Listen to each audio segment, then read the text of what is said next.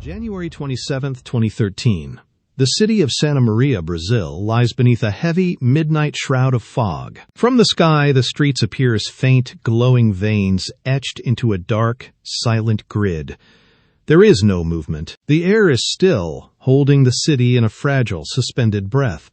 The camera drifts low over the rooftops, passing over silent chimneys and empty alleys that show no sign of the history about to be written. Every window is dark. Every corner is quiet. It is a stillness so absolute it feels heavy, as if the city itself is holding back a scream. Down on the pavement, a single street lamp flickers, casting a long, rhythmic shadow against a brick wall. The light catches the mist, turning the air into a swirling, translucent barrier. This is a calm that will never return, a moment of peace before the clock strikes the hour of collapse. The silence is not just an absence of noise. It is a weight. The silence of the streets breaks. A door swings open, and the sound of laughter spills onto the pavement, sharp and bright against the cooling night air. A group of students emerges, their voices echoing off the brick walls as they move in a loose, shifting formation. Youthful energy pulses. A student halts, drawing others near. They lean into each other, arms locking around shoulders, heads tilted together for a photograph. The flash fires, a momentary, artificial sun that illuminates their faces and the surrounding mist.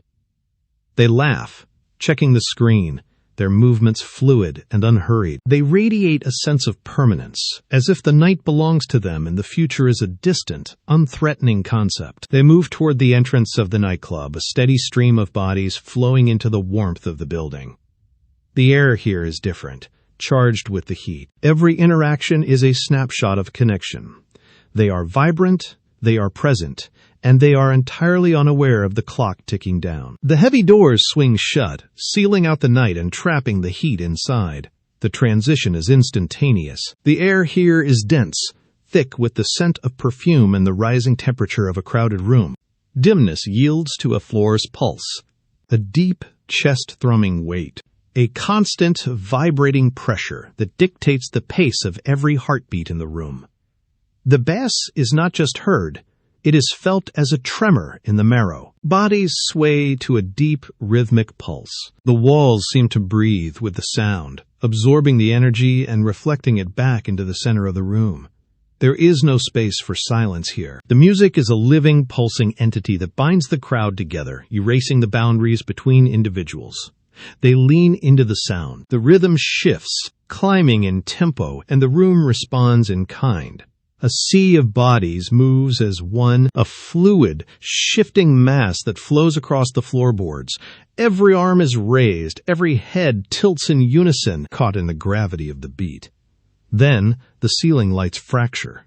A strobe kicks in, slicing the darkness into rapid, jagged segments. The room becomes a series of frozen moments, a staccato sequence of joy.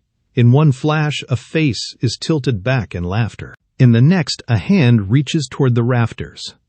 The light pulses, blinding and sudden, turning the crowd into a blur of motion that defies the stillness of the walls. There is no individual movement here, only the collective sway of 100 people lost in the sound. They spin, they jump, they collide with the energy of the night, their movements sharp and precise under the flickering glare. The strobe light strips away the distance between them, creating a visual echo of the music itself. It is a perfect, synchronized chaos. The focus pulls toward the stage, where the sound is born. The lead singer stands at the edge, hands gripping the microphone stand with white-knuckled pressure. Every muscle in their frame is coiled, projecting a raw, kinetic force that cuts through the haze. They lean into the front row, eyes scanning the sea of faces, and shout a command that the bass swallows whole. The band responds instantly. The guitar riffs sharpen, climbing in pitch, turning the air into a wall of sound. The drummer drives the tempo, sticks blurring against the skins, creating a relentless, driving heartbeat that demands more from the room. The singer drops to their knees, then springs back up, arm extended toward the ceiling, beckoning the crowd to match the intensity. The response is immediate. A roar rises from the floor, a collective vocal surge that competes with the amplifiers. The singer wipes sweat from their forehead, grins, and signals for a crescendo. The music swells, pushing the limits of the speakers, vibrating the very air until it feels solid. There is no distance left between the stage and the floor. The band is a conduit for the room's energy, and the room is a mirror for the band's fervor. The lead singer reached the final peak of the set, arms wide, palms open to the roar of the room. A signal flashed toward the side stage. In the blink of an eye, the air changed.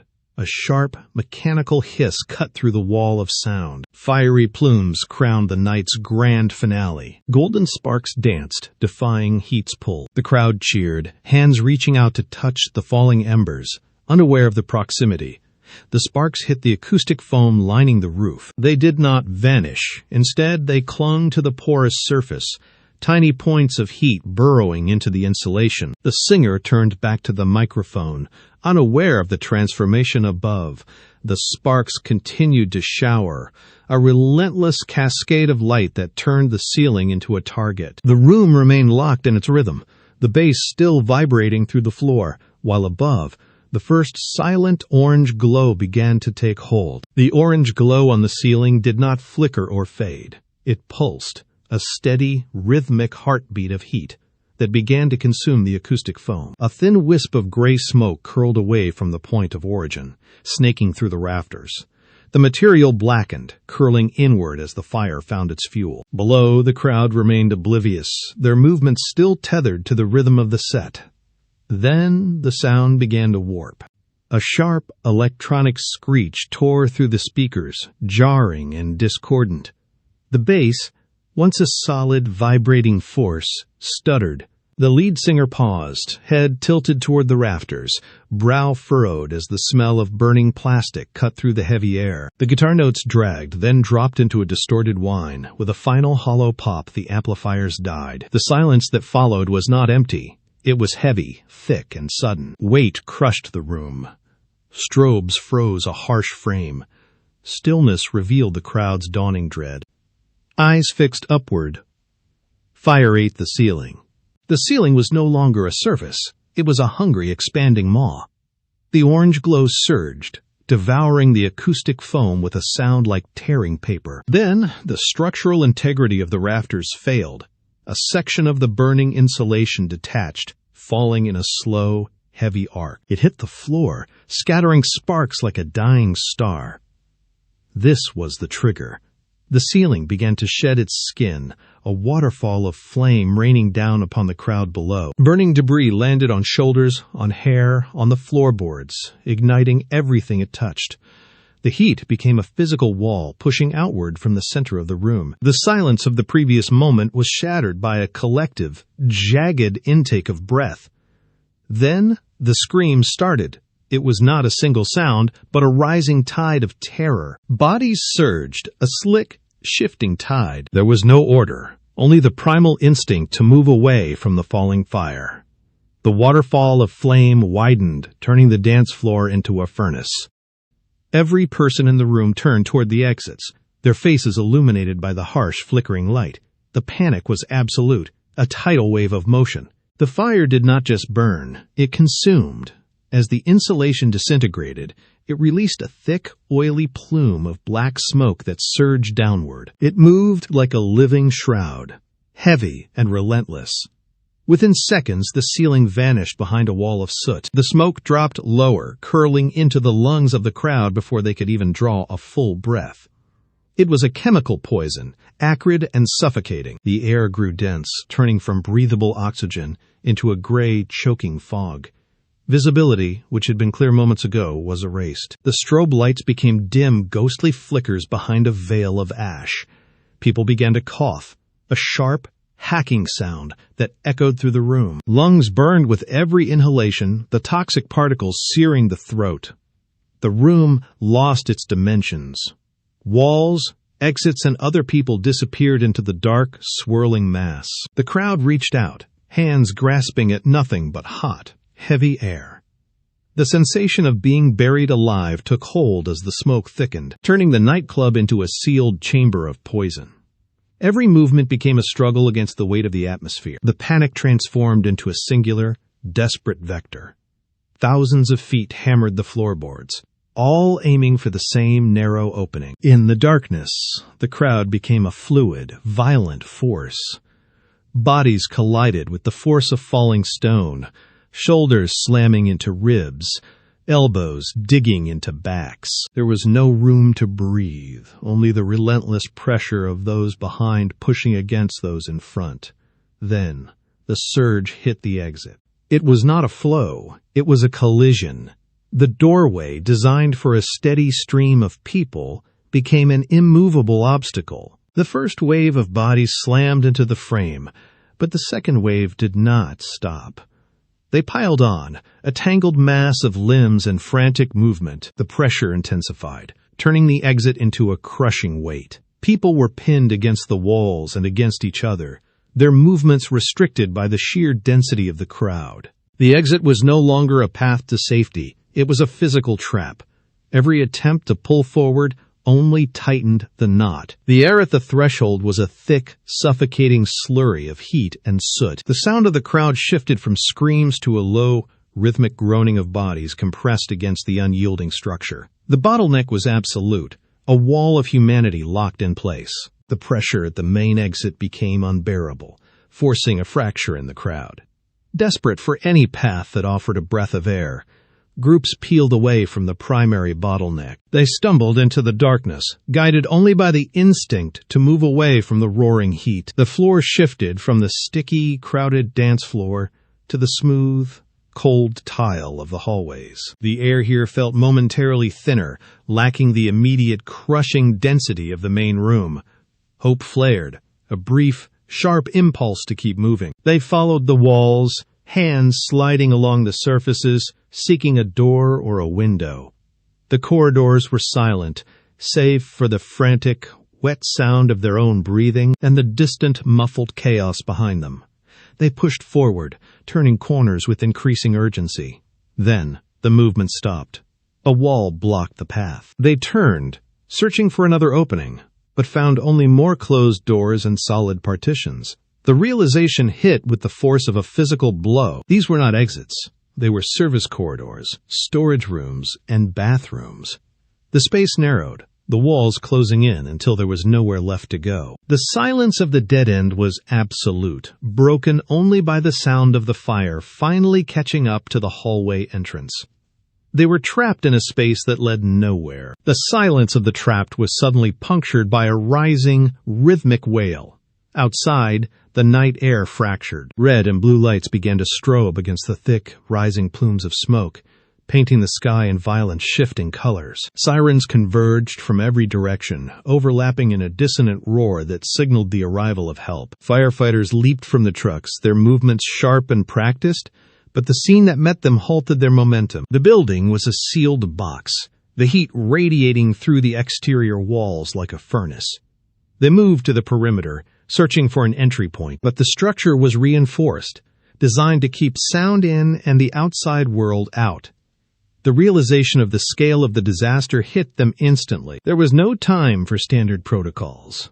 They raised their axes, heavy and balanced, and swung with everything they had. The first strike against the masonry sent a spray of dust into the air. They swung again and again, the metal biting into the brick and mortar. The wall finally gave way, a jagged hole opening into the night. Through the smoke, the first figures emerged. They did not walk. They stumbled, their movements heavy and uncoordinated. Each survivor was coated in a thick gray layer of soot. They reached the cool air and stopped, unable to take the next step. Their eyes were wide, fixed on points in the distance. There was no sound from them. Only the wet, ragged intake of breath as they tried to purge the poison from their lungs. The firefighters moved in, hands steadying the trembling bodies, guiding them toward the line of ambulances. The vehicles were already waiting, doors flung open, their interiors glowing with a harsh, clinical light. This was a frantic assembly line of grief. Medics moved with mechanical precision, checking pulses, applying oxygen, and loading the injured. Every movement was sharp. The survivors sat on the pavement, staring at their own hands, their fingers stained black. They were alive, but the silence they carried was heavier than the smoke. The focus of the tragedy shifted from the street to the sterile, fluorescent-lit corridors of the city hospitals. Inside, the air was heavy with the scent of antiseptic and the frantic, rhythmic pulse of medical monitors. Doctors and nurses moved in a blur of motion, their hands stained with the same soot that marked the survivors. Every door that swung open revealed a new wave of casualties, stretching the resources of the facility to their absolute limit. The halls were no longer places of healing. They were conduits of raw, unfiltered shock. In the waiting areas, the silence was replaced by a different kind of noise. It began as a low murmur, a collective holding of breath, before breaking into the sharp, jagged sobs of those waiting for news. A father paced the length of the corridor, his footsteps echoing in a hollow, repetitive cadence. Every time a medical professional emerged, the room froze. The city was paralyzed, its heartbeat synchronized to the rhythm of these cries. There was no comfort to be found in the fluorescent light. The sun rose over Santa Maria, but its light brought no warmth to the city. It arrived as a pale, thin gray that bled into the streets, exposing the hollowed-out landscape left by the night, a stark skeleton against dawn. Inside, the air was still thick, with the acrid scent of cooling ash. The walls, once vibrant, were now charred surfaces, stripped of their purpose. The floor was a graveyard of objects that told the story of a life interrupted. A single shoe lay near the entrance, its laces still tied. A shattered phone rested in a drift of soot, its screen dark and unresponsive. A purse, its contents spilled across the floor, sat abandoned. Every item was a frozen testament to a moment that had ended in fire. There was no movement, no sound, only the slow, rhythmic drip of water. The city looked on, paralyzed by the sight of the wreckage, as the morning sun illuminated the final, quiet remains of the night. Weeks passed, and the silence of the aftermath began to change. It was no longer a void, but a space waiting to be filled. On a night that mirrored the one that had stolen so much, the city converged on the central square. The air was crisp, biting with the chill of winter, but the square was soon transformed. One by one, small flames began to sprout from the darkness. A single match struck, a wick caught, and the light spread like a slow, deliberate tide. Thousands of candles were set upon the pavement, their tiny, flickering points of heat pushing back the shadows. The crowd moved in a slow, rhythmic procession, their faces illuminated by the soft golden glow. There was no music, no shouting, only the sound of thousands of footsteps on stone and the low, steady hum of collective breathing. The sea of flames grew, pulsing in the night air as if the city itself were trying to breathe again. The light of the candles cast long, dancing shadows against the faces of the gathered families. As the camera moved through the dense, silent ranks, the focus shifted from the collective glow to the individual hands holding the weight of the past. Each person clutched a portrait, a frame held tight against the chest or raised high into the dim air. These were the faces of the lost, captured in moments of joy that now felt like echoes from another life. The people holding them stood with a rigid, quiet intensity. Their eyes were fixed on the distance, unblinking, reflecting the flickering orange light of the vigil. There was no movement in their features, only the deep, etched lines of a sorrow that had settled into their skin. Some traced the edges of the frames with their thumbs, a repetitive, mechanical motion that betrayed the depth of their internal struggle. Each portrait was a mirror of the tragedy, a testament to the lives that had been extinguished, held firmly by those who refused to let the memory of them fade into the night. The camera drifted away from the sea of portraits, leaving the faces and the crowd behind. It moved through the cold, thin air of the square, past the rows of flickering lights, until it found a single candle placed on the stone ground. This one stood apart, its base resting on the uneven pavement, isolated from the others. The flame was a sharp golden point in the vast, encroaching blackness. It did not dance or sway. Despite the biting wind that swept across the square, the light remained perfectly vertical, a thin, unwavering needle of heat. The surrounding ambient noise, the soft murmurs, the distant rustle of movement, seemed to recede, leaving only the visual weight of that small, defiant glow. It burned with a quiet, persistent intensity, refusing to yield to the chill.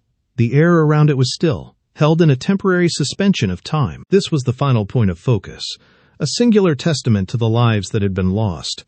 It stood as a marker of endurance, a small, luminous anchor in the dark. The steady light held its ground for one final moment. Then the air shifted. A sharp, unseen current swept across the stone, catching the golden tip of the flame. It leaned, desperate to maintain its shape, but the wind was relentless. The light began to stutter, the edges of the glow fraying into thin gray wisps of smoke. It flickered once, twice, a frantic pulse against the encroaching cold. The base of the wick darkened, the orange heat retreating into the cooling wax. With a final, silent shudder, the light collapsed. The darkness rushed in to fill the space where the flame had been. There was no residue, no lingering warmth, only the absolute heavy silence of the night. The memory remained, but the light was gone, swallowed by the black.